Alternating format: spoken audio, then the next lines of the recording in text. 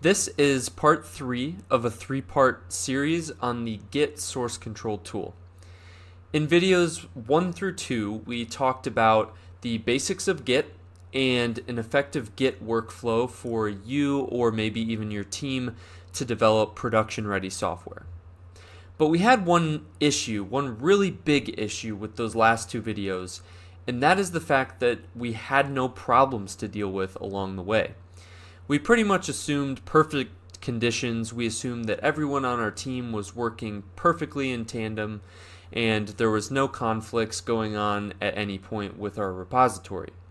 Now this is far from a realistic scenario, and in real life you're going to run into plenty of problems with the Git source control tool. And half the battle is knowing how to resolve those problems without having to pretty much reset the entire repository. So this video is going to be perfect for anyone who is either working on a team, or maybe you're like myself and you finally got tired of not understanding what the Git Reset, the Git Checkout, and the Git Revert commands do. So these 3 commands are all commands relating to kind of troubleshooting your repository and switching between branches in your repository. So you'll learn in this video a deep dive of those commands, and you'll finally understand, how do we actually resolve conflicts in our repository. Now this has 2 prerequisites. That would be video number 1 and number 2. If you're already a little bit familiar with Git as a source control tool, you just need to watch video number 2 because we're going to be continuing with that repository in this video and working off of it.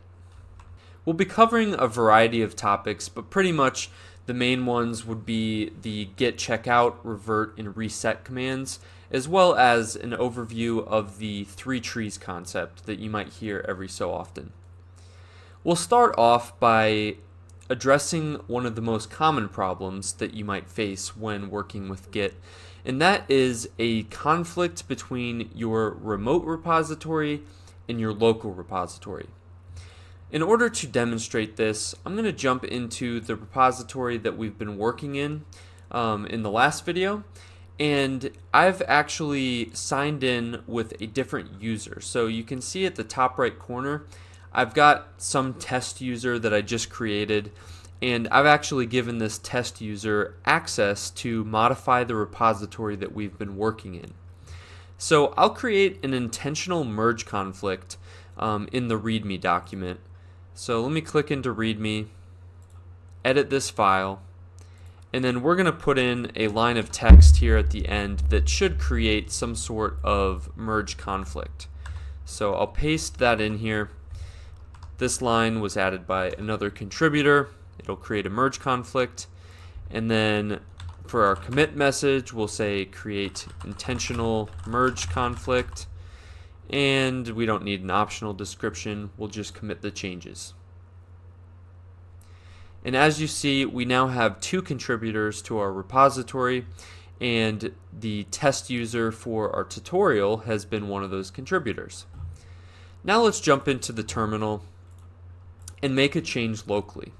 So if we type git status, we're on branch master, nothing to commit, working tree clean, and so therefore we can come into the README document, the one that we just edited with the test user, and put in a local edit that's going to conflict with the one that we just did with the test user. Let me get rid of this character at the beginning. We'll save and we will quit. So at this point we have a conflict.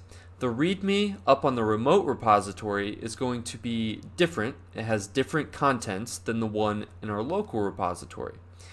So if we were to try to pull in the changes from the master branch, we're going to find that we have a little bit of a conflict.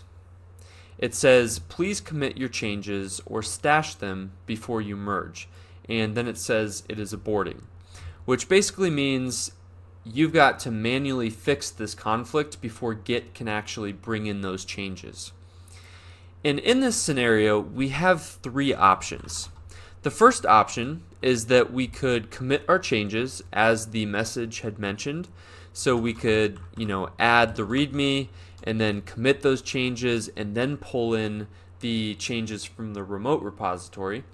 But the problem with that is we'll just be overwriting our local changes if we do that. Now our second option is we could actually reset everything. So we could type this command, git reset hard flag, and then head. We'll learn about this command in due time, but basically all this will do is bring back our changes locally to the previous commit. We're not going to do that because we need to learn what the git stash command is. And what this does is it will take all of those changes that are in our working directory and just kind of stash them away for a minute. So we'll type git stash, and it says it saved the working directory, and index state WIP on master. So there's a bunch of information here. We don't really care too much about it. What we care about is that we can now pull in the changes from the remote repository. So it'll say merge branch master, and we'll just say OK, save and quit. And you can see that we have actually merged in the changes successfully. Alright, so we've got these merged in. Now, what if we wanted to get those stash changes back? We had, let's see what the README looks like right now. And you can see that it currently reflects what we did on the remote repository, and it has no recollection of the changes we made locally. If we wanted to get those changes back, we can actually get the stash back and commit that in. So first we'll type git stash list, and that's going to show us all of our stash changes that we've made. You'll see that we just have one here, and it's represented by this little symbol.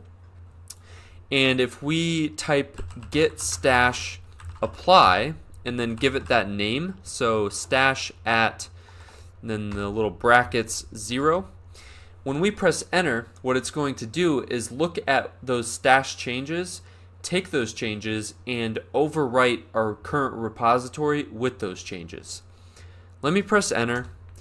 You'll see that we have a merge conflict, but this should be okay. Let's cat out the README, and we now see that there is a few extra lines of text within this file. We need to go into the README document and resolve this merge conflict.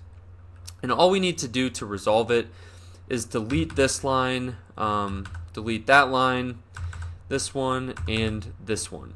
So now we have our stash changes, and we can save and exit, and then we'll type git status.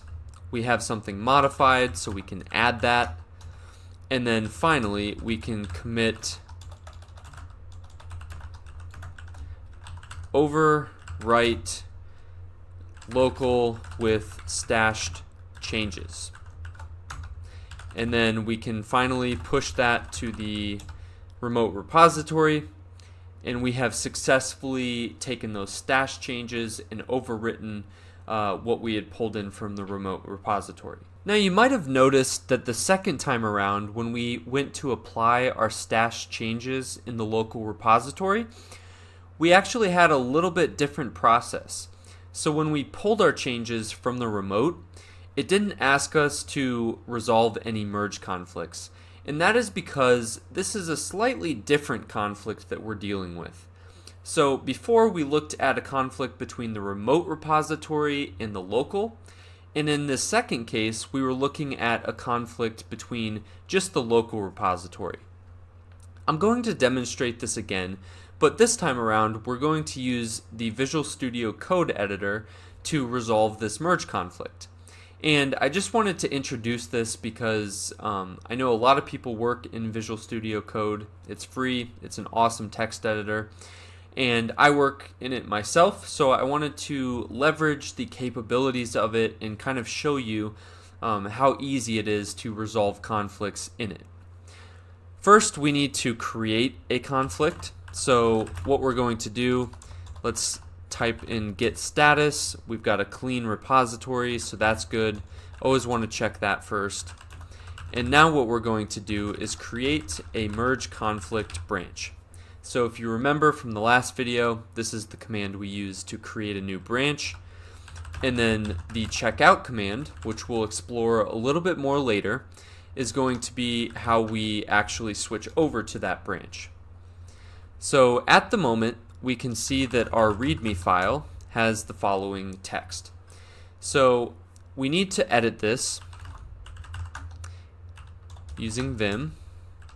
And instead of that line, we're going to say, I made this change from the merge conflict branch, if I can type. Currently, if we were to try to merge the conflict branch into the master branch, it's actually going to be okay. And although the contents of the README is different, we haven't actually made any change in the master branch. So what it's going to assume is that we just want to overwrite the changes from the master branch with the incoming, merge conflict branch. If we really want a conflict, we need to make a change to the README in the master branch. So as you can see, we've already checked that out. We're on the master branch. So all we need to do is go in Vim and make some sort of edit.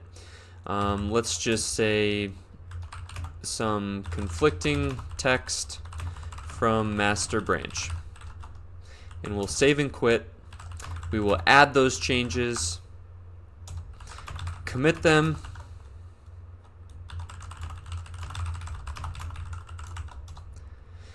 and we are finally ready to actually merge them in together and fix the conflict. So we'll type git merge conflict branch. And so remember, we are on the master branch right now. And so therefore, whenever we type git merge, it's going to bring in whatever branch we're specifying into the current branch that we're on. So I'll press enter, and it'll say auto merging conflict automatic merge failed. So this means that we have to manually resolve those and commit them on our own. And in this case, we're going to use Visual Studio Code to do so. We are now in Visual Studio Code, and to get to this merge conflict, we can either click on the file that we know is the actual conflict, we know that it's the README, or we can come over here to the source control tool, and it'll show some merge changes that we need to address. So we can double click the README to open it up, and you'll see that we get this nice little highlighted area, which basically lays out what the incoming commit is going to be. So the text that we made in the merge conflict branch, and what the current change is, in other words, what we made changes to in the master branch. So we can accept the current change, the incoming change, both, or compare changes. In this case, we just want to accept maybe the incoming change, doesn't really matter. And when we do this, it's going to delete the current change and pretty much resolve the merge conflict for you. So right there, we resolved the conflict. We'll Control S to save the file. And then we have 2 steps left, pretty easy. Come over here and press this plus button to stage the changes. This is the equivalent of running the git add command. So press that. We've staged it, and then finally click this check mark up here to commit the change, and we can say resolve merge conflict, and that will be our commit message when we press enter. So we pressed enter, and everything has been committed, and we now have resolved that merge conflict. So this is just how you would use Visual Studio Code, and the real power of this comes in when you have multiple merge conflicts. Maybe you have 10 different files that you have to resolve. It's really easy to just click this little source control tool and then look at all the files that you need to address and just start clicking through them and accept the changes that you want. So that's just a really neat tool that I thought would be useful to show, and hopefully you got a little bit out of it. To this point, we have covered how to fix a merge conflict, and that is a huge sigh of relief to a lot of people, including my previous self. I had a pretty hard time with this whole concept. I thought it was so much harder than it actually was, and every time I had a merge conflict, I thought it was the end of the world. I had to restart the whole repository, and it was just a mess. So hopefully that helps you kind of feel a little bit more comfortable using Git. The next couple commands that we're talking about, the Git Checkout, Git Revert, and Git Reset commands, they all have something to do with kind of moving around in your repository and editing the current state of it. Now, these commands are very similar, and you can actually, we'll come to the Stack Overflow post that I stumbled upon that I think explains it pretty well. And there's actually a comment down here. I put a like on it. It says lead pipes, daggers, and rope can all be used to murder people, but that doesn't mean any of those things are particularly similar. And that's a pretty good analogy for these three commands because they definitely can do similar things, but there are some specific situations that one is going to be better than another. And I'm going to show you which situations warrant which command. But first, we need to understand something called the three trees. And if you type this into Google, this is what you're going to find. The three trees of Git are head, index, and working directory. Now, what does that mean? Well, before we try to explain all of that, I think that we'd be better off to look at these three trees with a little bit different terminology. And that is the repo, staging area, and working directory. This is a little bit more simple to conceptualize, and it's more in line with what we've been learning throughout the last video. So basically these three trees can have four different states at any given time. You can have all of them equal to each other, all of them not equal to each other, and then some sort of combination here. I know this doesn't make any sense right now, so we're going to jump into the terminal to recreate what these four states represent. The first state that we'll find ourselves in is state number 1, and this is kind of the one that you're always going to be seeking, and you definitely want to make sure that you're in state number 1 before you go running a bunch of commands. So if we write git status, you'll see this message that we're pretty familiar with at this point. It says nothing to commit, working tree is clean. This is always going to indicate to you that you are in state number 1, or in other words, the working directory, the staging area, and the repository are all going to be synced up. So that is state number 1. Now, what if we wanted to create a different state? We can do this by creating a new file. So we'll type 3trees.txt, and we don't really need to put anything in that file right now. All we need to do is type git status again, and this time you'll see that we have an untracked file. So at the moment we have a divergence between the working directory and the staging area. So we'll go back to our slideshow here for a moment and look at the current state that we're in. So we're definitely not in state number 1 because we had already looked at that. Now let's go to state number 2. It says repo is equal to staging, but staging and repo are not equal to working.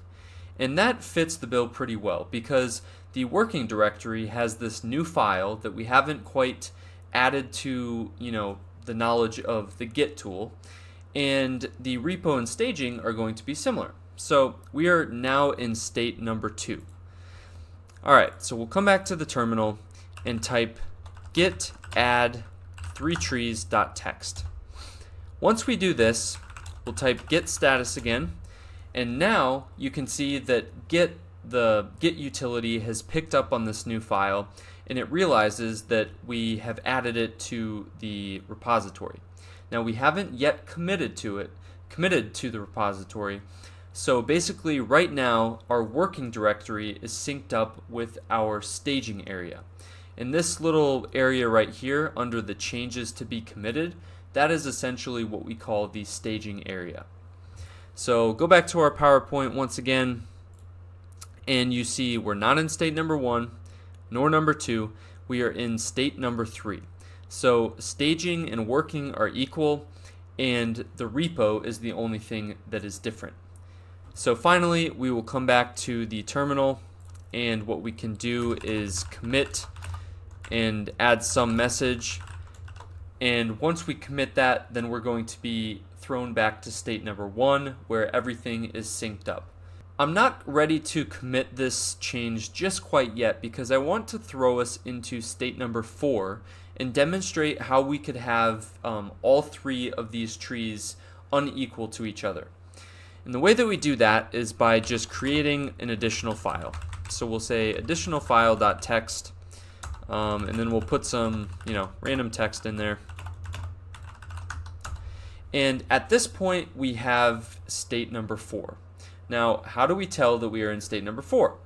Well, we can clear the screen and type git status, and now you can see that the staging area, where we see changes to be committed, that is the staging area, has 1 file in it, and then the untracked files, which represents the working directory, has this additional file. And neither of these files are in the repository. So in other words, we have state number 4 where nothing is equal to each other. Finally, we can add the additional file, clear the screen, commit that, and then finally we are back to state number 1 where our git status returns that the working tree is clean. As we move along through the rest of the commands, I want you to always keep at the top of your mind what state you are in. So I know it's going to be a little bit tough since you just learned it. I'll try to point it out as we go along, but what state you are in will affect the commands we're about to run pretty dramatically. So it's important that you always keep in mind what current state we're at. Now the first command we're going to be looking at is the checkout command. So we've already covered this a little bit.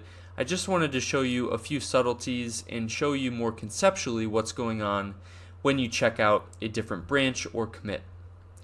The first thing that we'll do is start to get used to using the git log utility, because you're not always going to have someone putting together a PowerPoint to visualize what a repository looks like at a given point in time.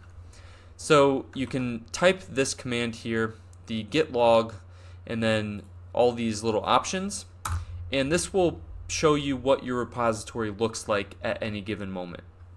You can see that our repository is pretty complex.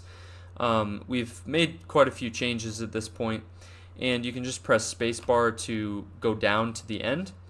What we're going to look for in this particular scenario is where the develop branch is at. And you can see the develop branch is back at the version 1.1 release or commit CE60A9B. So we want to go back to that particular commit or the develop branch. The way that we'll check out the develop branch is by typing git checkout develop. And you already know this, but let's remember what state we're in. So currently we should be in state number 1, which is good. That's where we want to be when we're about to run the git checkout command.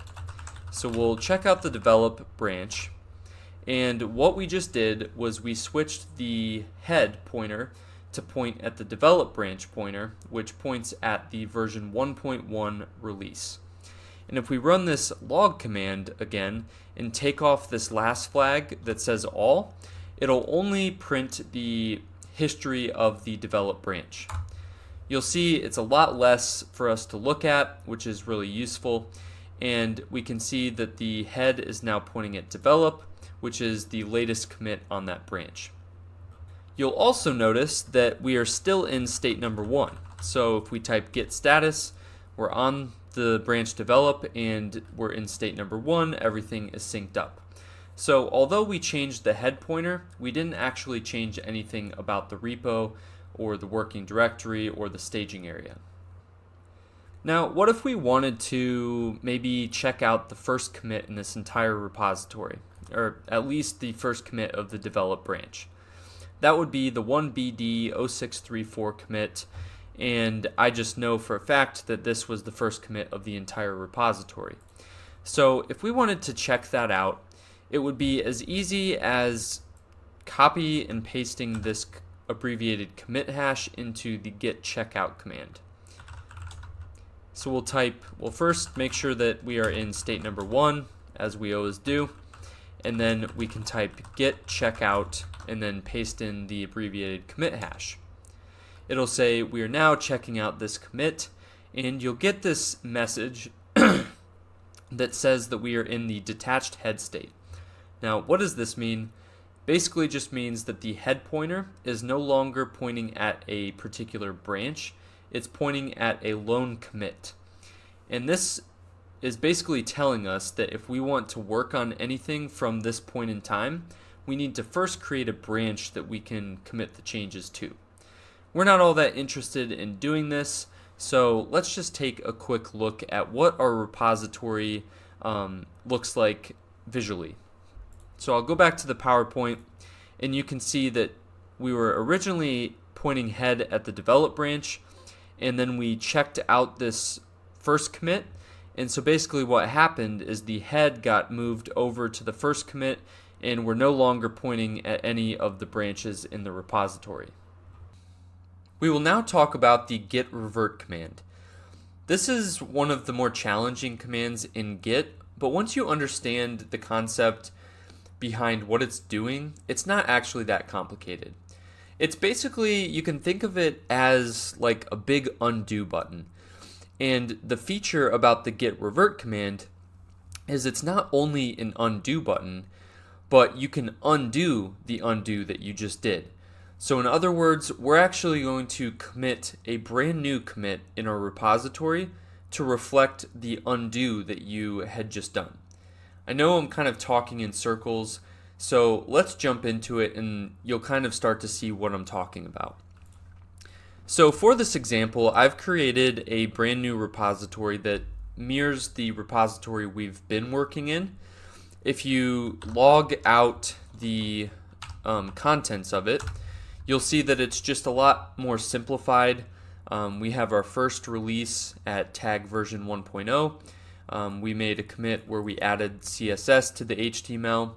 Then we branched out into feature 1 branch and develop branch and worked on some stuff.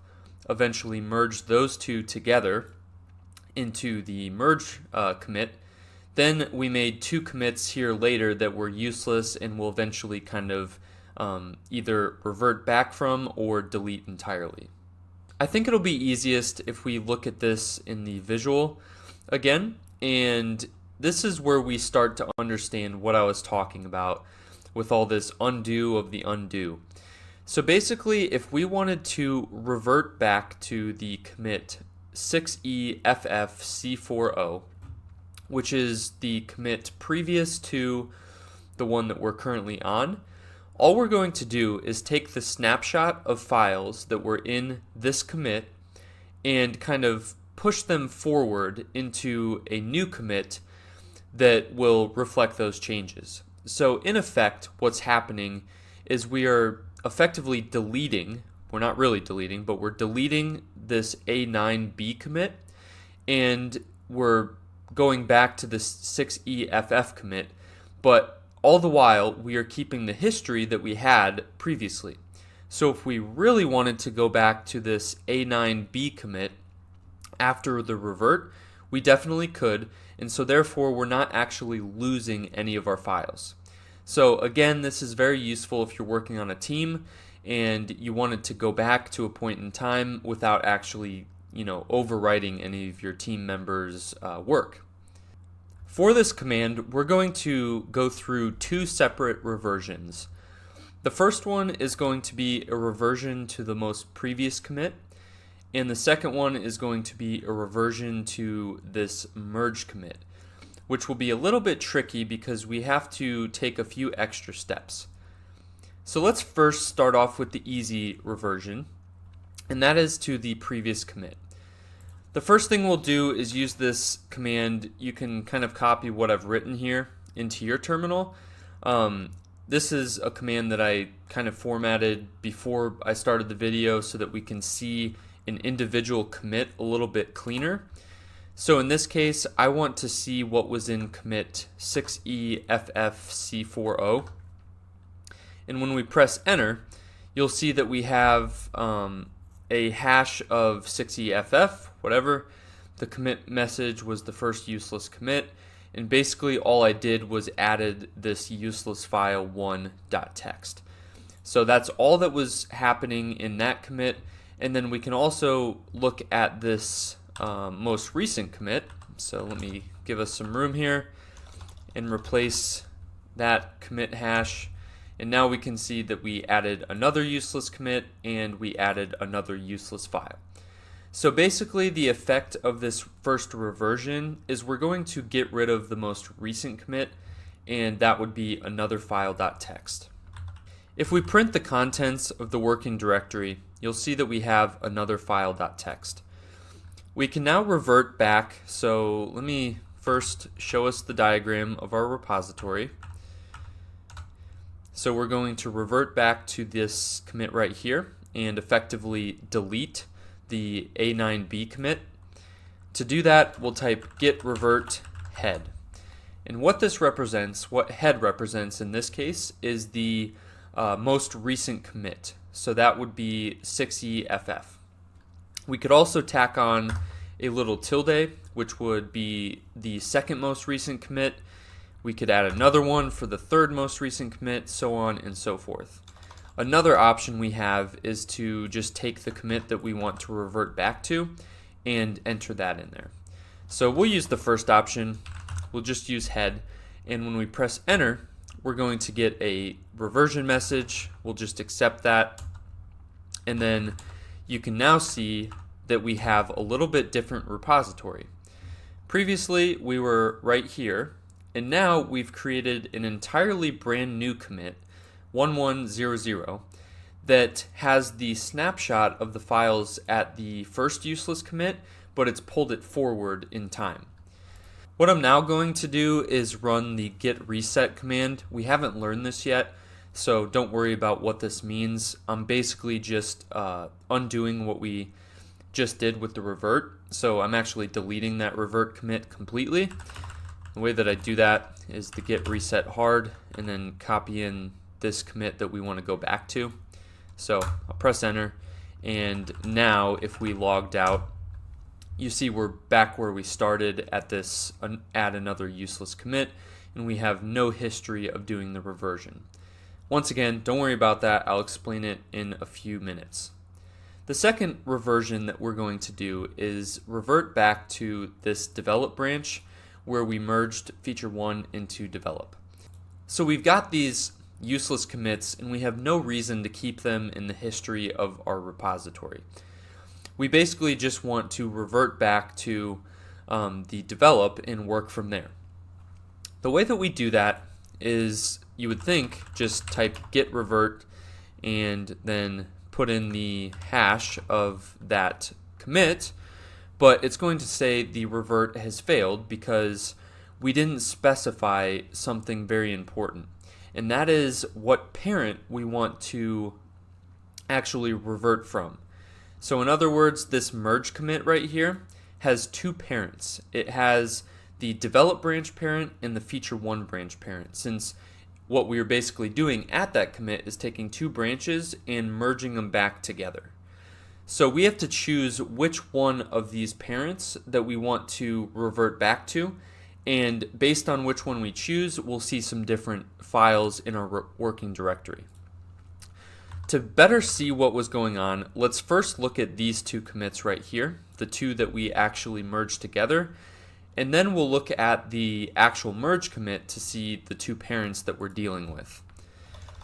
So again, we're going to start with this one, and I'll use my pre-formatted command that we had typed in earlier.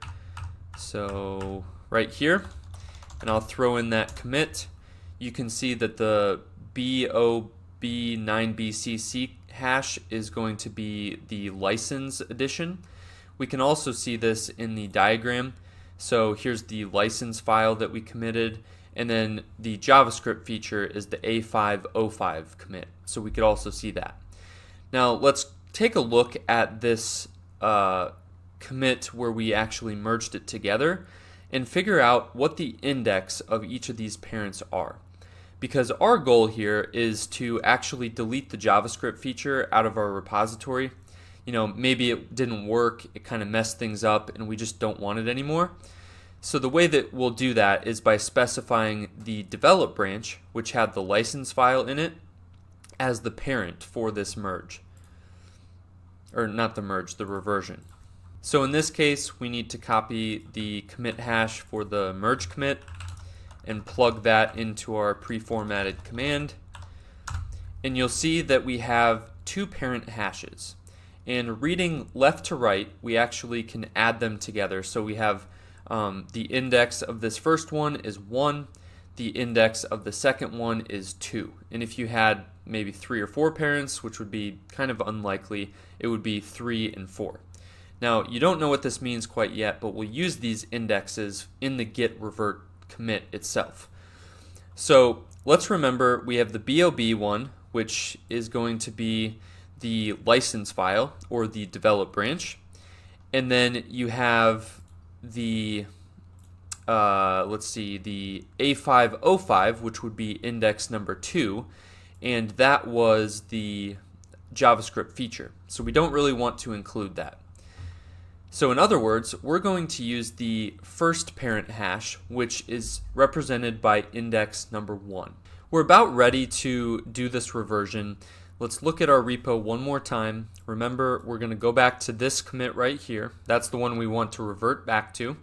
And remember, we're not deleting anything here. We're just taking the snapshot at this given point in time and creating a new commit that reflects that. The tricky part is we need to tell Git which parent to use, and we had derived that we want the develop branch, and that is going to be index number 1. We'll say git revert, and then this is where we pass in the index, so to the main line, basically tells it what parent to use, and then finally you'll plug in the commit that you want to revert to. And you're going to see this nasty commit message.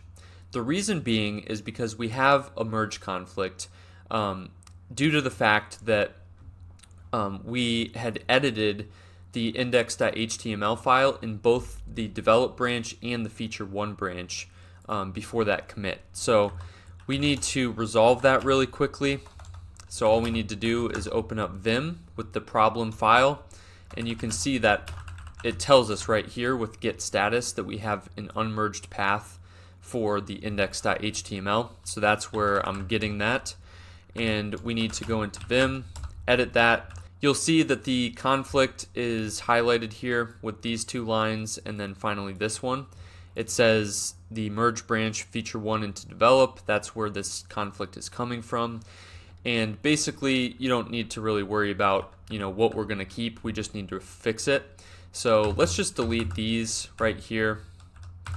And this is going to be the new state of our index.html file, which was the same state that we had prior to creating the feature branch.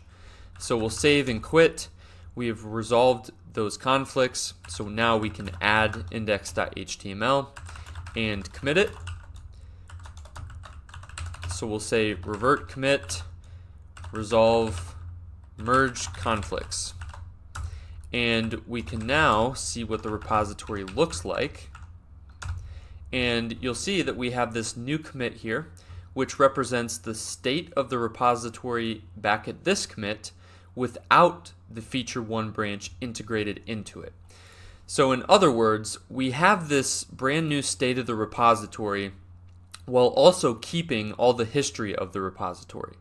So this would be great if you actually had a feature that may have broken the repository, but you don't want to completely delete it in case someone was going to use it in the future, maybe reference back to it for learning purposes. I don't know.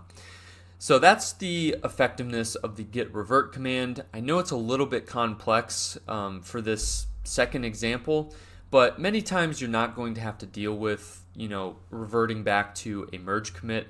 I just wanted to show it to you in case that, maybe you ran into that situation and you were like, what do I do? So hopefully that clears some things up and you won't be so, nervous when it throws these nasty messages back at you when you try to revert.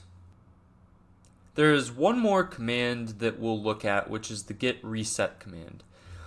We'll do a quick review here because I think we've learned quite a lot in the last few minutes.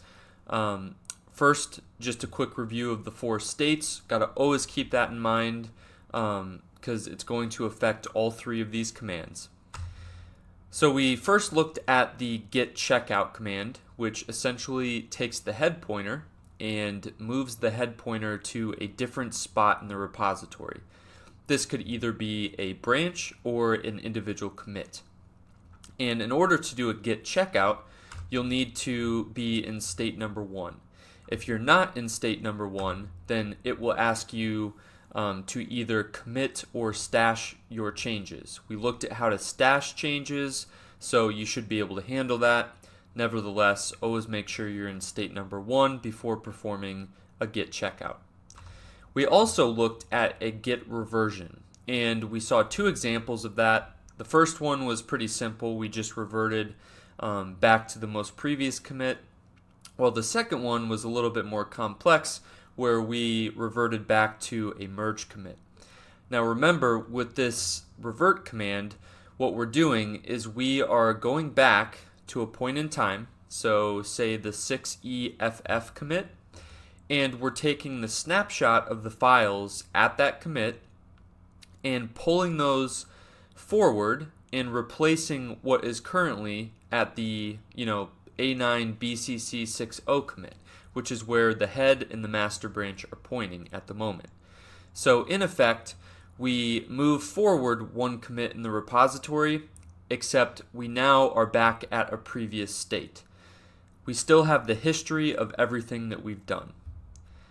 Now with the Git Reset command, we're going to be actually rewriting history in a sense. We're going to be completely deleting some of the commits that we have made, and depending on how you use it, you're going to have a slightly more dramatic effect. So I've put this Git Reset command out in this little circle matrix, whatever you want to call it, because each of the commands, each of the versions of the Git Reset command are going to successively do a little bit more. So in other words, if you ran the Git Reset Hard command, that's going to run the Git Reset Soft, the Git Reset Mixed, and finally the Git Reset Hard command all in one. If you do just the Git Reset Soft, it'll only do the Reset Soft. It won't do anything with the Mixed or Hard. So that's kind of how you should visualize this particular command. There's basically 3 different versions that you can use. Now we're going to start with the Git Reset Soft, but before doing so, we'll take a look at what this is going to do to our repository. So currently this is what our repository looks like. You can see that back in the terminal with the git log command, but this is a little bit more visual for you. And currently we are sitting at the 32C5025 with the develop branch and 22DE28B with the master branch and the head pointer, which basically means that that's where, if we made changes to any files, that's where they would go, right there. Now the reset command, no matter what version of it you use, it's going to have the effect of moving both the head and the branch that the head points at back in time to a specific commit. In this case, I've shown an example where maybe we wanted to reset back to the commit 32C5025. And remember, this one right here, the 22DE, is our revert commit.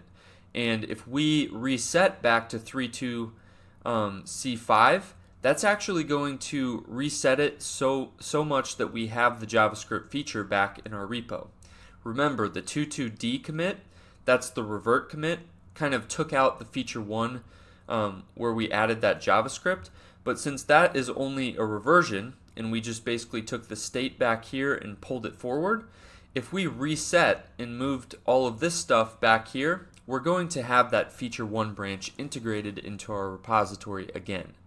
In effect, these 3 commits right here, the 6EF, A9B, and 22D, they're all going to just kind of float in space. And you'll see that once we have reset, we're going to have these commits somewhere out in space, but we have no way of referring to them, and therefore this command can actually get a little bit dangerous, because if you reset back to a place and then realize, oh wait, I wanted to go back, you can't really do so. Now, depending on which version of the command that you use, you may or may not delete the working directory. So in other words, if we use the Git Reset Soft command and then we come back to this state, we will still have the file changes that went into these commits. They'll just all be globbed together.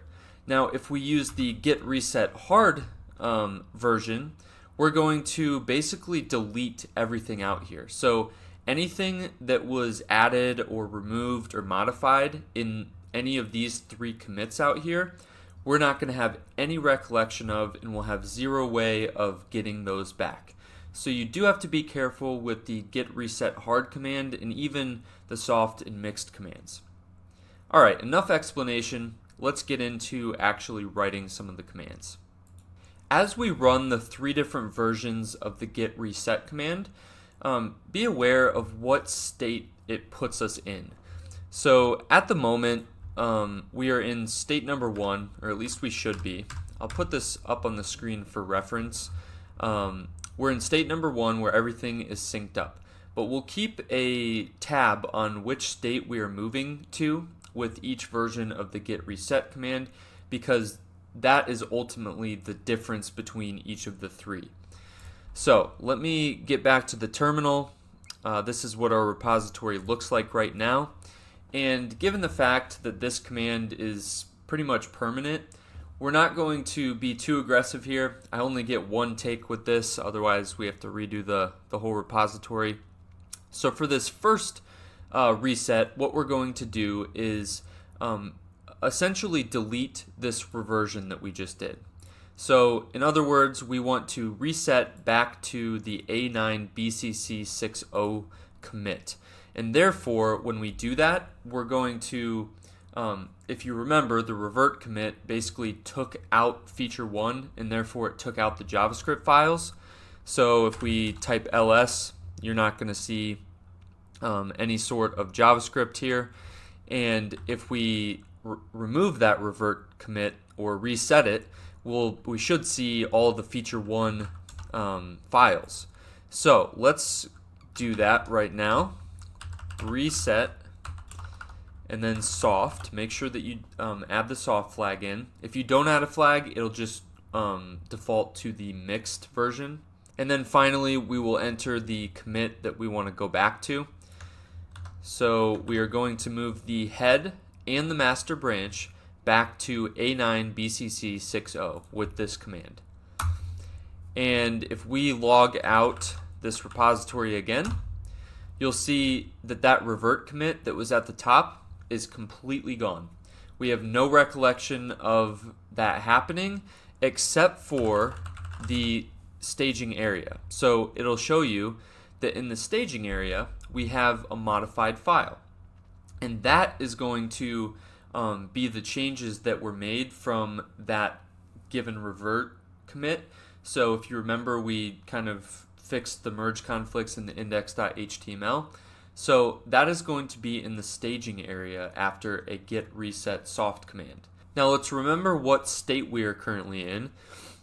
We should be in state number 3, which is basically the repository is not going to equal either the staging or working directory, but the staging area and the working directory are going to be equal.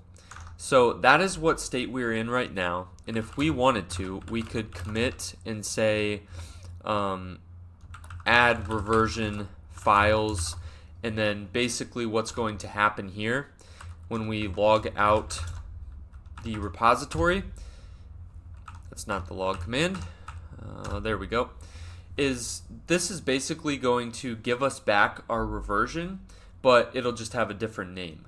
So as you see with the Git Reset Soft command, we can recover the files that we kind of reset, but we can never get the exact commits that we had previously back.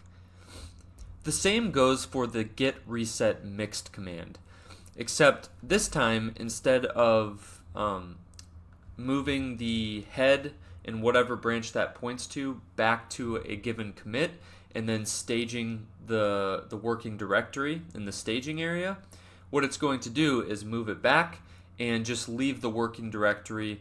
It's not going to add anything to the staging area. So we can do that real quick. We can just type git reset and then we'll go back to the A9 BCC 6.0 commit. And notice I'm not putting in any flags here because the mixed option is the default git reset option. And when we reset, it's going to say unstaged changes after the reset. And if we type git status, you'll see that we have changes not staged for commit, the index.html. And if you remember, the changes not staged for commit just represents the working directory, and therefore this state would be, I believe, number 4. So let's go back to our PowerPoint, and we are indeed in state number 4. The repository does not equal the staging area, which does not equal the working directory.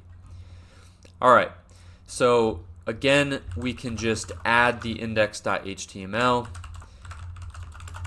and recover the reversion once again. In this case, we have the same exact effect, and when we look at our repository, again, we have this commit that basically is recovering the reversion. Now, if we use the reset hard command, what it'll do is it will move the head and whatever that points to, whatever branch that points to, back to a given commit. It will then take all of the changes since that commit and delete them from the working directory, the staging area, and the repository. So in other words, we have no way to get them back. So let's run that real quick. Git reset hard, and then we will again go back to the A9 BCC 6.0. And right now, we have no way of recovering that index.html or whatever we changed about it. And if we log out the repository, you'll see that we pretty much don't have any recollection of the reversion that we did earlier.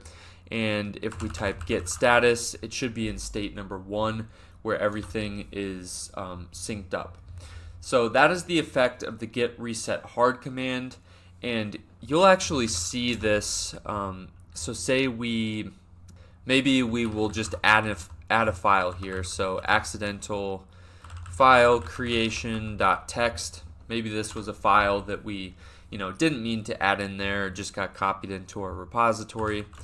And when we say git status, it will of course pick up on this. It'll figure out that there's something out there that we haven't quite added to the staging area yet. So it's in our working directory but not the staging area. And then it will basically say you need to add it, so we'll add that. And then when we type git status again, it'll say you can use the git reset head to unstage that. And so we could run git reset head to effectively use the git reset mixed command and go back to the most previous commit, or the commit that we're basically on, and that will in effect throw this file back in the working directory. So again, we run git status, it's back to our working directory. Let's just add it back one more time, and then this time if we run git reset hard head, then we are going to delete that file entirely. And when we type git status, everything's clean. When we print the contents of this directory, you won't see that file any longer. So that would be probably the most practical use of the git reset command, is when you're just want to kind of go back just a few steps in your workflow. But again, be very careful with it. especially when using the hard flag on there, because it can essentially delete a bunch of work that you did.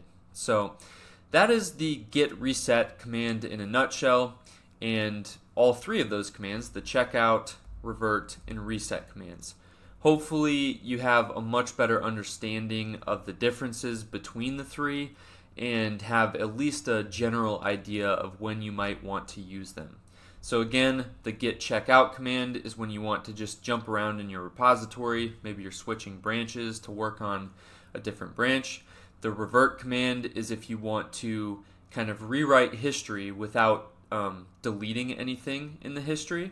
So in other words, we go back to a snapshot and pull that forward in a new commit. So if we really wanted to, we could recover everything later. And then the reset command is if you want to just delete any commits in general, you can delete commits with the Git Reset command. To bring this discussion kind of full circle, we had talked about merge conflicts at the beginning, especially with like pulling down from the remote repository to your local repository.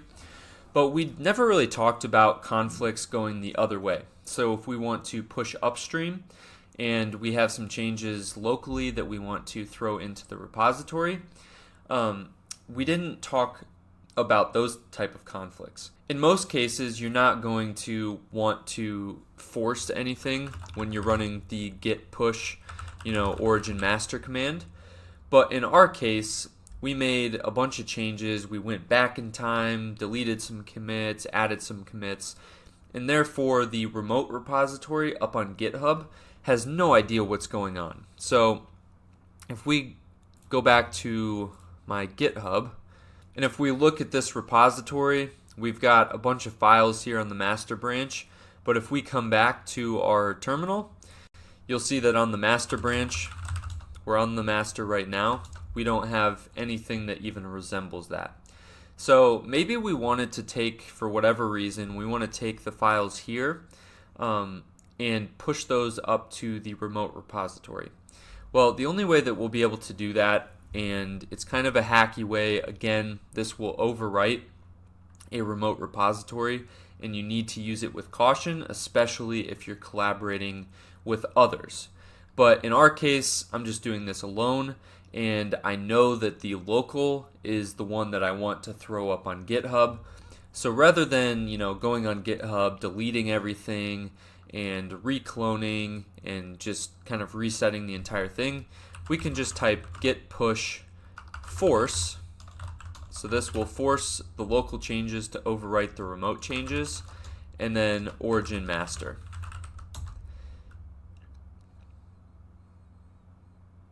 You'll see that we forced an update, and if we go back to the GitHub and refresh, you'll see that we have all of these files, and it now shows that there's only one contributor as opposed to two contributors before, so on and so forth. So that's how you would kind of fix a conflict going upstream, but again, be careful if you're working with other people. The Git source control tool can be super frustrating at times, especially when you're working in complex repositories with tons of branches and you're seeing a bunch of merge commits. Maybe you're checking out someone else's pull request and you need to figure out how to merge that into the master branch on the main repo. All of that kind of stuff can get very frustrating, but if you break it down into the basics and truly understand what's happening with all of these commands that you're running and take the time, this is probably the most important thing, you just take the time to think before you type commands, you should be just fine. Most of the time when people run into issues with Git, it is primarily because you're just typing a bunch of commands really quickly and you're not thinking about what the consequences of those commands are. And pretty soon you've run Git Reset too many times, you have no idea where all your commits went, and you're just hacking together something. So make sure that you really get these down. There's not a whole lot to actually learn with Git. It's really about mastering a small amount of commands that you'll be using over and over again. Hopefully this video, as well as my second video with the effective Git workflow and maybe even if you're coming from the first video of Git basics. I hope all of these videos have kind of helped you get started with Git. Of course, they're not going to cover every situation, but they should get you 95% of the way there. If you liked this video, be sure to give it a thumbs up and consider subscribing. Thanks.